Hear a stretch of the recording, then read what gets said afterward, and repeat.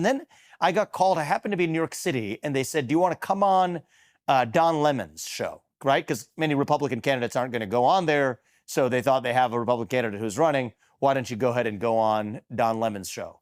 We had a kind of interaction where this man went haywire. I had just given a speech at the NRA meeting, and he picked on one particular thing that I said, which is a fact of history, that Black Americans in the United States did not get to enjoy their civil rights until they actually had their Second Amendment rights. And the first anti-gun laws that were passed in the United States were designed to keep guns out of the hands of Black Americans. And that was part of a broader historical trend where even countries like China or Iran or other countries around the world that claim to offer the same Bill of Rights that the U.S. offers don't have a Second Amendment.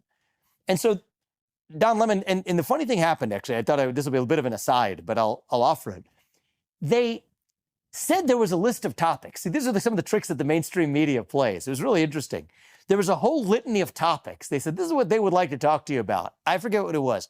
It was something related to China policy, which, I believe that the U.S. needs to declare independence from China. They gave a couple of others, but I specifically remember that being one of them. And then you go on the set, and what do you know is they've pulled airlifted quotes from my speech at the NRA meeting with their own commentary as the wraparound, as the lead into the interview, when they have purposefully given me, it's not like they didn't think about it or they said, we're not going to tell you what we're going to talk about. They said, this is exactly what we're going to talk about, a litany for a relatively new presidential candidate, first time on their show. Here's a litany of what we're going to talk about. And it was not that that they decided to change topics in a spontaneous way. It was designed as a trap. And so in that case, anyway, I gave Don Lemon on air a history lesson, which caused him to, it ended up being a big favor for me on the campaign, lose his mind. The earpiece that he had in, he was screaming at the people who were the producers in his ears, saying it was distracting him as he was engaged in this debate with me.